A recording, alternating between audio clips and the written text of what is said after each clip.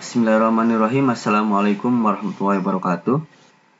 Pada kesempatan kali ini saya akan membahas tentang akuntansi perusahaan dagang untuk kasus UD Buana. Untuk pembahasan UD Buana ini, sebelum kita lanjutkan, kita lihat kebijakan perusahaan yang diberlakukan.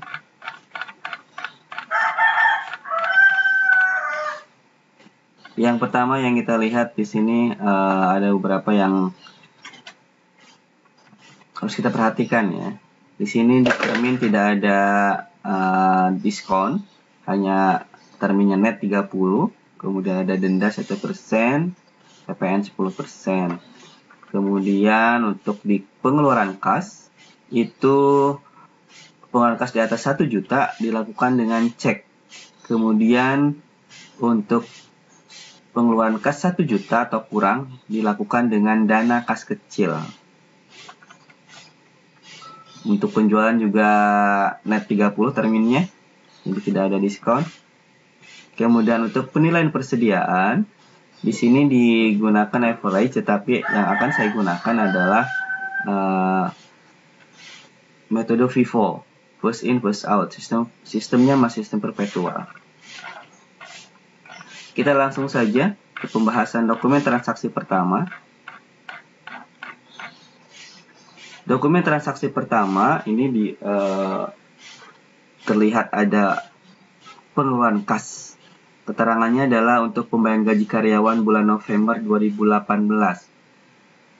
Karena pengeluaran kas sudah otomatis ada cash in bank di kredit.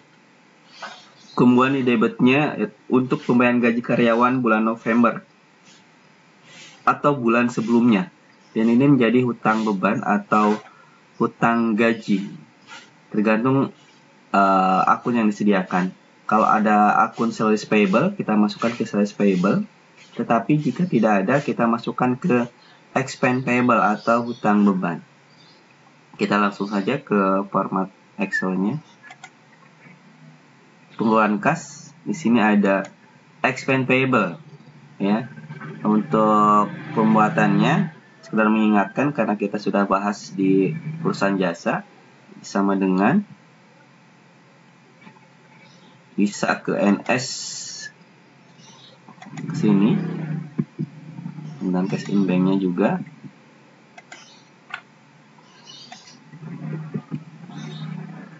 Atau bisa juga karena ini formatnya sudah disiapkan secukupnya, bisa juga kita menggunakan atau tidak ngelink ke NS30 tapi ke akun yang sudah disiapkan. Di sini ada daftar akun. Misalkan di sini expense payable sama dengan, langsung ke sini expense payable untuk mempercepat ya. Kalau sudah disiapkan daftar akunnya di sini, kita tidak harus ke NS ke neraca saldo awal ya, tapi cukup ke daftar akun saja. Cash in bank-nya, sini ada cash in bank, kemudian referensinya, ya, nominalnya sesuai dengan yang ada di dokumen transaksi 2.500.000. Kemudian dokumen transaksi berikutnya, voucher kas kecil 675.000, seperti tadi di kebijakan, ini masuk ke kas kecil. Beban iklan pada kas kecil atau petty cash, jurnal kas kecil. Advertising expense pada petty cash ya, dengan nominal yang sama 675.000. Selanjutnya yang ketiga, pelunasan faktur. Ini untuk penerimaan kas, jadi masuk ke dalam jurnal penerimaan kas. Pelunasan faktur tertanggal 25 November. Nah, karena di sini tidak ada diskon ya, walaupun kalau ada terminnya yang sudah biasa dilakukan, misalkan 10%, misalnya 3/10 atau 2/10 misalkan ya, tapi di sini terminnya tidak ada. Maka langsung saja untuk pemesanan faktur, karena ini adalah bukti penerimaan kas, berarti ada cash in bank di debit, kemudian ada account receivable di kredit. Kita cek di jurnalnya, bukti penerimaan kas. Nah, ada cash in bank, ada account receivable dengan nominal yang sama. Kemudian berikutnya, transaksi keempat, ada voucher kas kecil lagi, rekening listrik, pemain rekening listrik dan telepon. Bukan petty cash ya, jadi ada petty cash lagi di kredit, kemudian yang di debitnya beban-beban listrik dan telepon.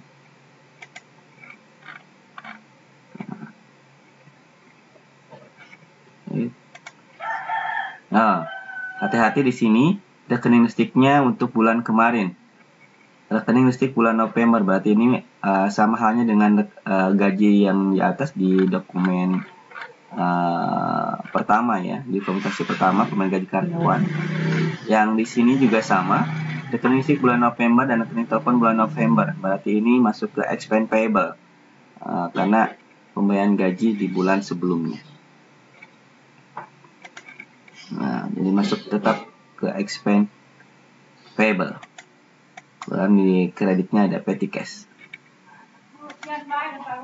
Selanjutnya di tanggal 6 untuk transaksi yang kelima ada penjualan secara kredit, maka ini masuk ke dalam jurnal penjualan.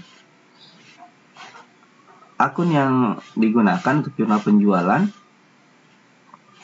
karena penjualan secara kredit, maka ada account receivable, kemudian untuk di debit, di kreditnya ada sales of merchandise, kemudian ada lagi di debitnya adalah COGS atau harga pokok penjualan, dan di kreditnya ada merchandise inventory atau persediaan barang dagang yang berkurang. Kita langsung saja ke jurnal penjualan secara kredit. Di tanggal 6 ada account receivable, untuk di debitnya 286 juta, kemudian ada penjualan. Nah, di sini ada seperti di kebijakan perusahaan ada pajak 10%. Ya. Pajak 10% jadi 26 juta. Kemudian ada jurnal berikutnya, ada COGS atau cost of goods sold atau harga pokok penjualan pada merchandise inventory atau persediaan barang dagang. Nominalnya kita lihat di sini. Untuk mengisi nominal, kita masuk ke kartu persediaan. Nah, untuk kartu persediaan kita lihat di sini sudah ada.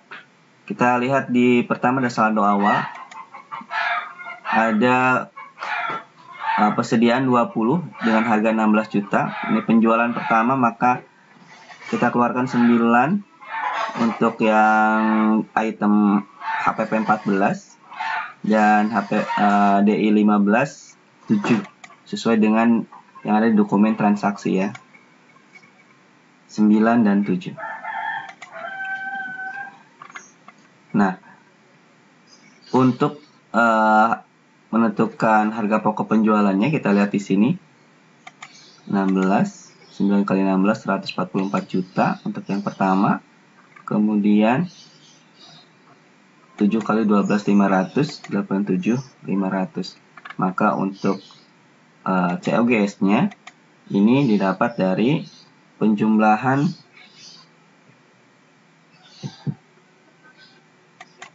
sini dengan item yang satunya 231.500. Sekali lagi didapat dari penjumlahan dari kolom jumlah ya. Untuk item pertama 9 dan item kedua 7. Maka untuk mengisi nominal ini tinggal di link sama dengan ke kartu persediaan yang ini. Oke, yang ini tinggal sama dengan.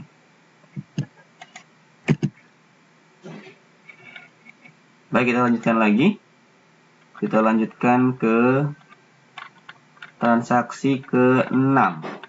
Transaksi ke-6, bukti pengeluaran kas. Berarti ada cash in bank di kredit. Untuk apa ini? Untuk pelunasan faktur tertanggal 28 November. Cek untuk jurnalnya adalah bukti pengeluaran kas, berarti ada di jurnal pengeluaran kas. Untuk pembayaran pelunasan faktur, untuk pembayaran utang ya. Maka ada account payable di debit dan di kredit ada cash in bank senilai 28.600.000.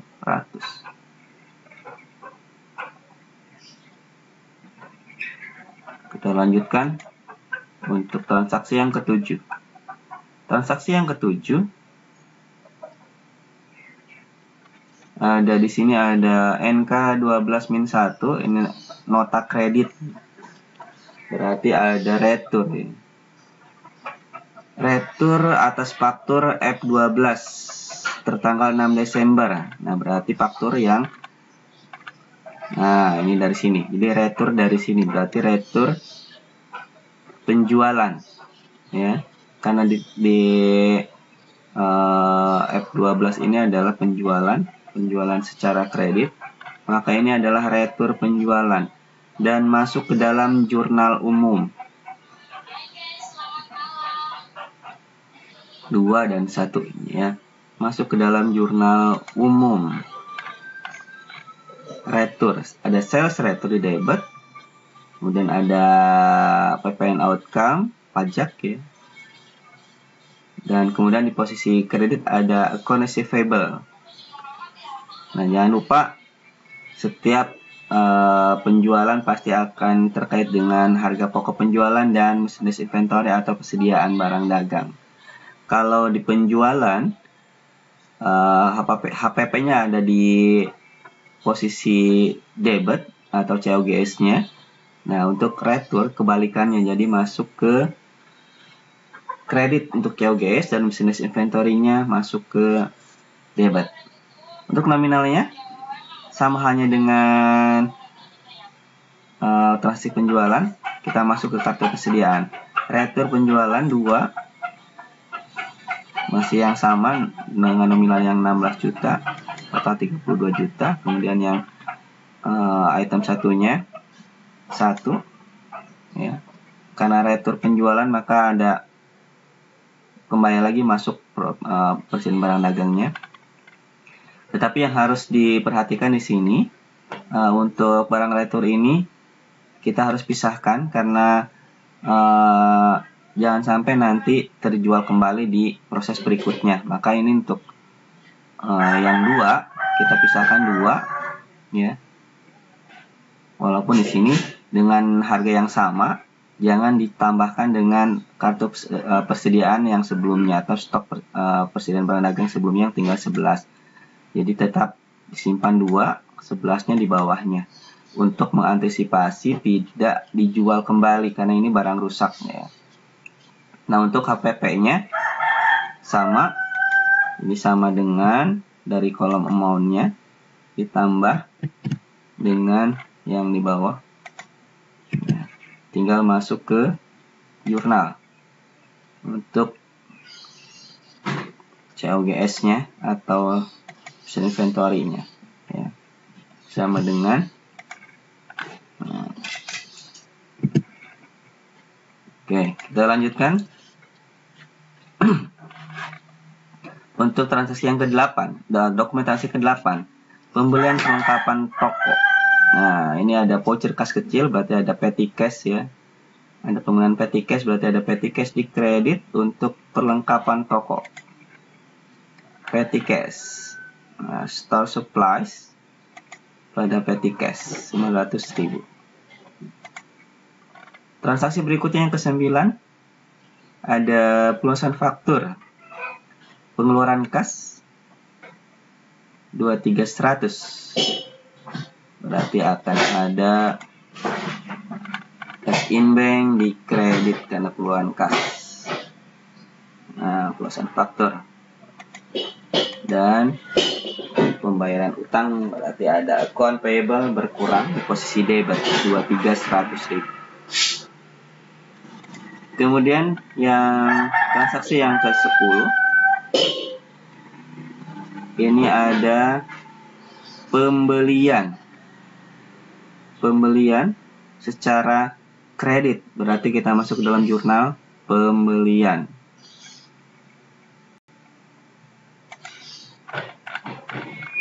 Jurnal pembelian tanggal 10, maka untuk akun di jurnal adalah merchandise inventory atau persediaan barang dagang, karena persediaan barang dagang kita bertambah maka ada di debit. Kemudian jangan lupa PPN ini selalu mengikuti, ada PPN income 10%. Kemudian karena pembeliannya secara kredit maka ada account payable senilai 331.000. Nah, jangan lupa untuk pembelian terkait dengan kartu persediaan. Pembelian secara kredit ada produk masuk, maka in masuk nominalnya. Kita lihat apakah nominalnya masih sama, 16 juta. Nah, masih sama dengan yang sebelumnya, ya. 16 juta. Berarti tinggal kita tambahkan. Nah, untuk yang 2 tetap dipindahkan saja langsung, ya, karena ini tidak boleh dikutak-atik. Nah, untuk yang 11, yang tadinya 11 menjadi 11 ditambah 11, jadi sama dengan saldo akhirnya ditambah dengan yang masuk. Karena harga pokok per piece-nya sama, jadi kita jumlahkan. Nah, yang kedua juga sama, ada pembelian yang 10, yang barang retur dipisahkan. Kemudian yang tadinya stoknya 9 kita tambahkan jadi sama dengan 9 ditambah 10, ya, 19, atau kita langsung ketik langsung juga 19 karena terlihat sangat mudah, ya. Nah, karena piece-nya sama kita jumlahkan atau kita satukan. Baik, mungkin itu saja yang bisa disampaikan untuk akuntansi perusahaan dagang ini. Nanti akan kita lanjutkan pada video berikutnya. Terima kasih. Assalamualaikum warahmatullahi wabarakatuh. Assalamualaikum warahmatullahi wabarakatuh. Pada kesempatan kali ini saya akan membahas kasus akuntansi perusahaan dagang, melanjutkan kasus UD Buana. Yang terakhir di video sebelumnya sudah masuk ke dokumen transaksi yang ke-11, yang ke-10. Berarti kita sekarang lanjutkan untuk dokumen transaksi yang ke-11. Nah, dokumen transaksi yang ke-10 ada pembelian secara kredit. Kemudian di transaksi yang ke-11 ini ada retur pembelian. Sekali lagi ada retur pembelian, di sini ada nota kredit. Jadi retur pembelian untuk transaksi sebelumnya. Berarti retur pembelian yang dilakukan di tanggal 9. Kita langsung saja. Di sini ada jumlahnya 45.100, returnya 1 untuk item pertama, 2 untuk item yang kedua. Kita langsung ke jurnal. Retur berarti masuk ke dalam jurnal umum. Retur pembelian. Nah, untuk retur pembelian berarti ada account payable kita berkurang atau hutang kita berkurang. Kemudian persediaan barang dagang kita juga berkurang karena kita kembalikan. Dan jangan lupa ada pajak yang selalu mengikuti. Dan karena ini pembelian maka terkait dengan kartu persediaan. Percentage inventory-nya berkurang. Kita langsung masuk ke dalam kartu persediaan tanggal 11. Untuk yang akun pertama, untuk produk pertama di retur 1, nah, maka Yang tadinya stoknya 22 menjadi 21, jadi berkurang 1 piece. Kemudian item berikutnya berkurang 2, yang tadinya 19 menjadi 17. Yang satu tetap jangan dikutak-atik, yang di sini juga yang 2 jangan dikutak-atik. Kita lanjutkan ke transaksi berikutnya, transaksi 12. Penerimaan kas berarti ada cash in bank di debit. Untuk pelunasan faktur berarti ada account receivable. Kita langsung masuk ke dalam jurnal penerimaan kas.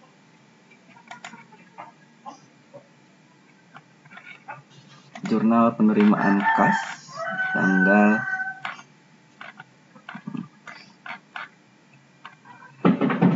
ada cash in bank dan account receivable.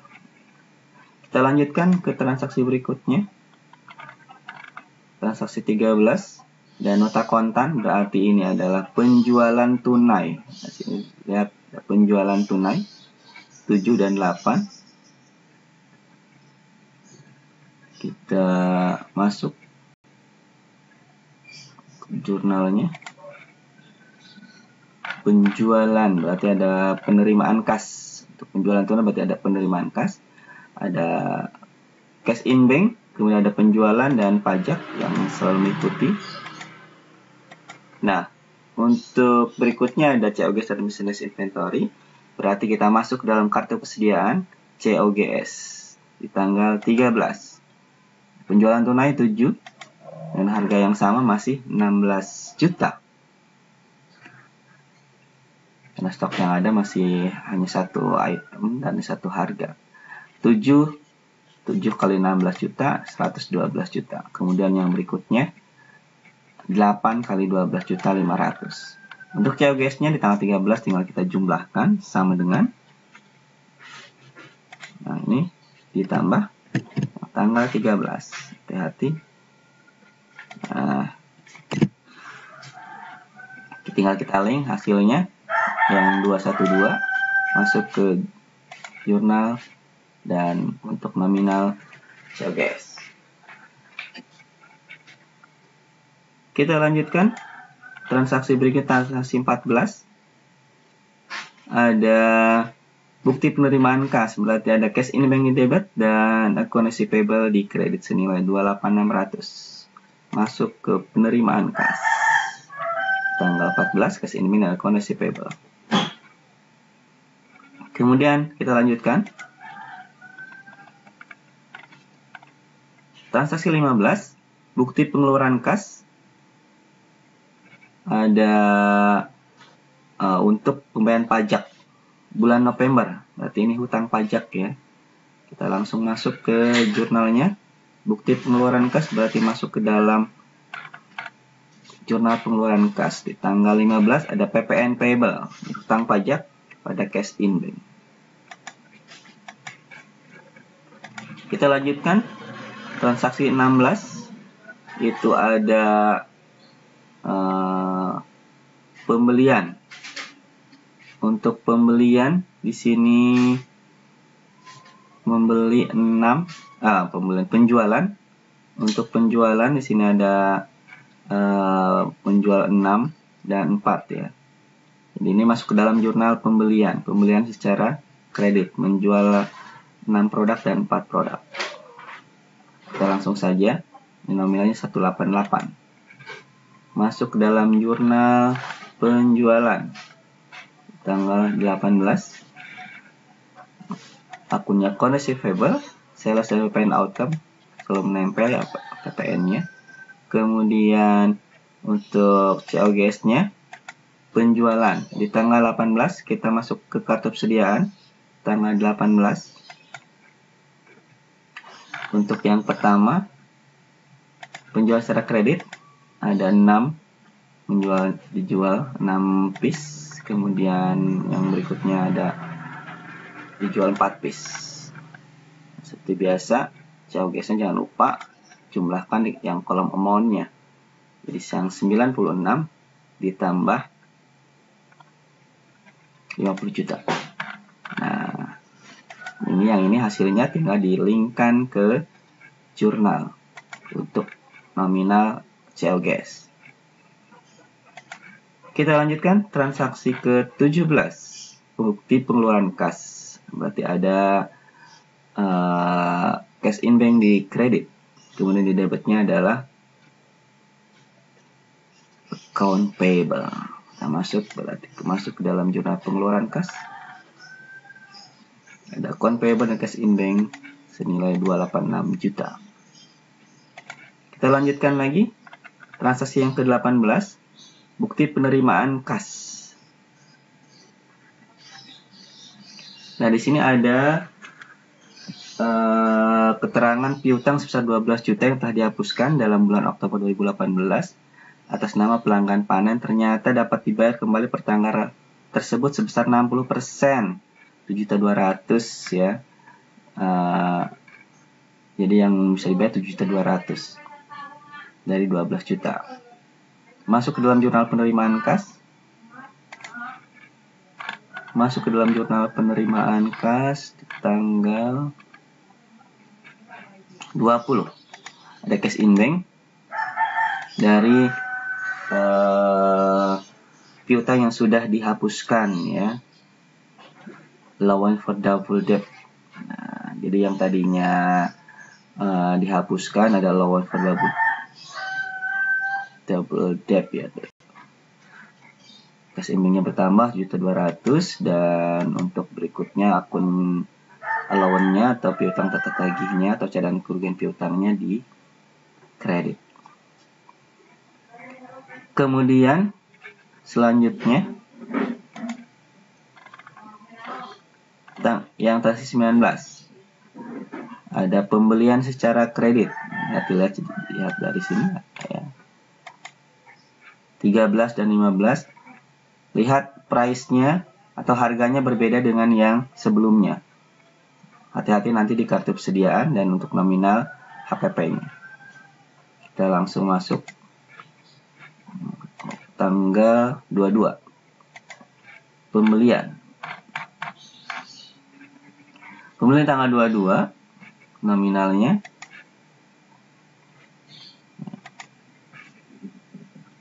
persen inventory di debit, kemudian PPN income selalu mengikuti karena pembelian secara kredit, maka account payable.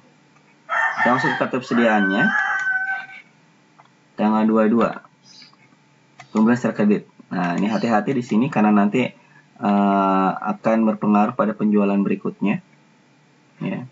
Jangan disatukan stoknya. Pada tanggal 18 ada 2 dan 8 karena udah ada penjualan 6 ya.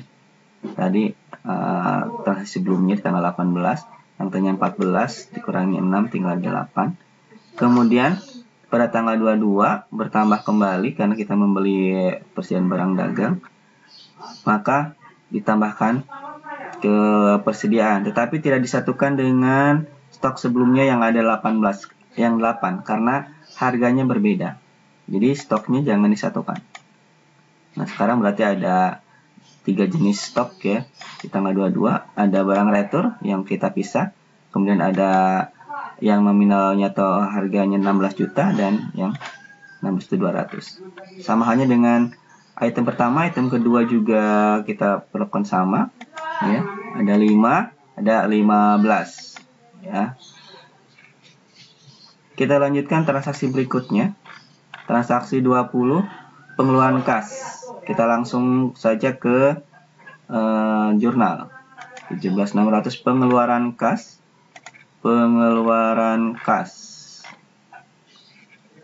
Ada account payable pada cash in bank 17.600.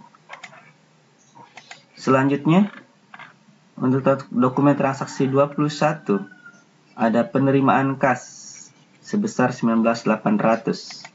Penerimaan kas tanggal 25 ada cash in bank pada account receivable 19.800. Transaksi berikutnya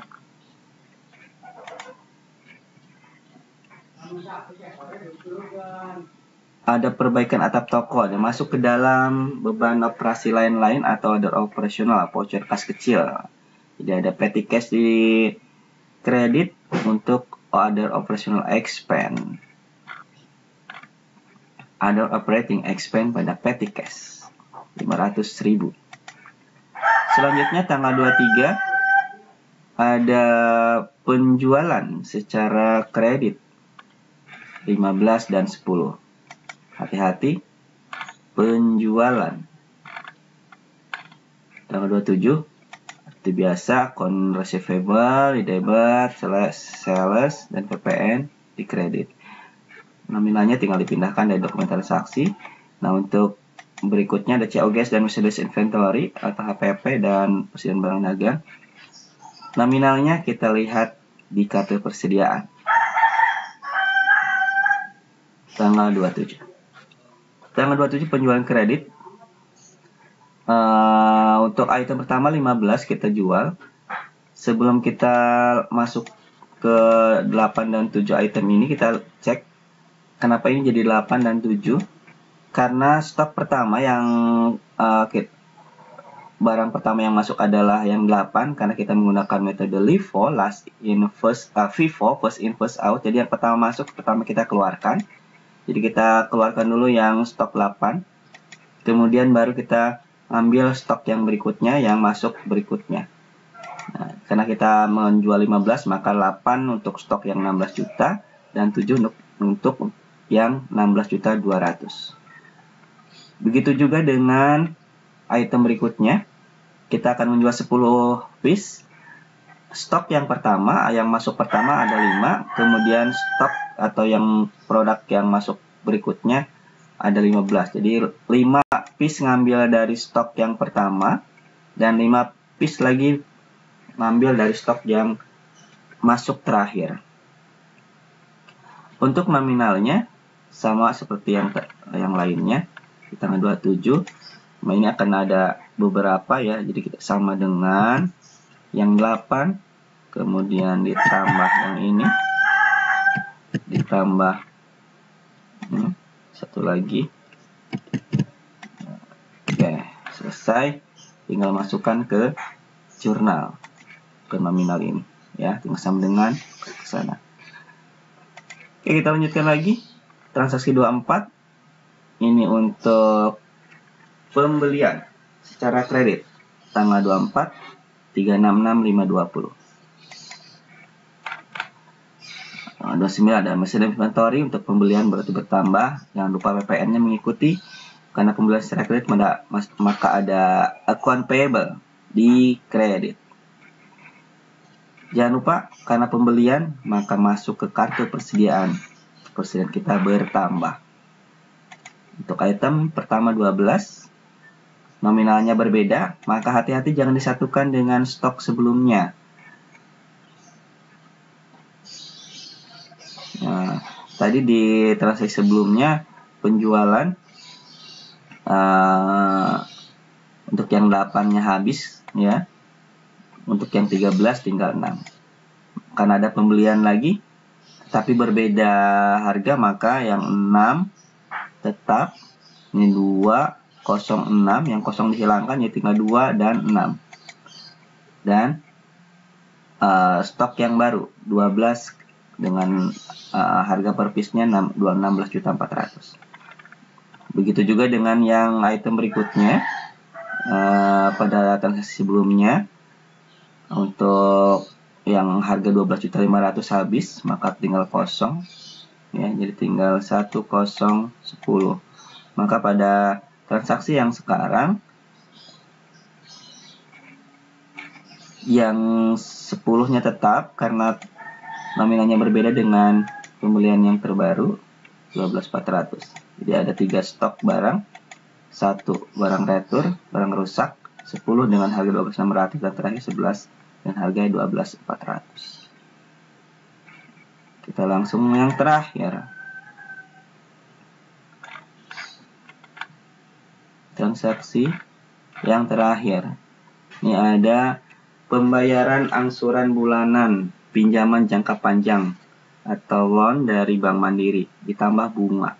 Ini bunganya 3 juta. Masuk ke dalam jurnal pengeluaran kas.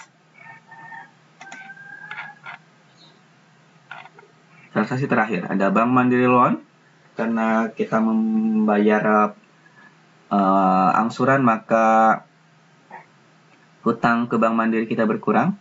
Bank Mandiri loannya ada di debit, berkurang 16 juta. Kemudian kan ada bunga, maka ada interest expense di debit dan cash in bank di kredit senilai 19 juta. Baik, selesai untuk pembahasan UD Buana untuk jurnal. Nanti kita akan lanjutkan pada proses berikutnya di buku besar, neraca saldo, dan seterusnya laporan keuangan. Terima kasih. Assalamualaikum warahmatullahi wabarakatuh.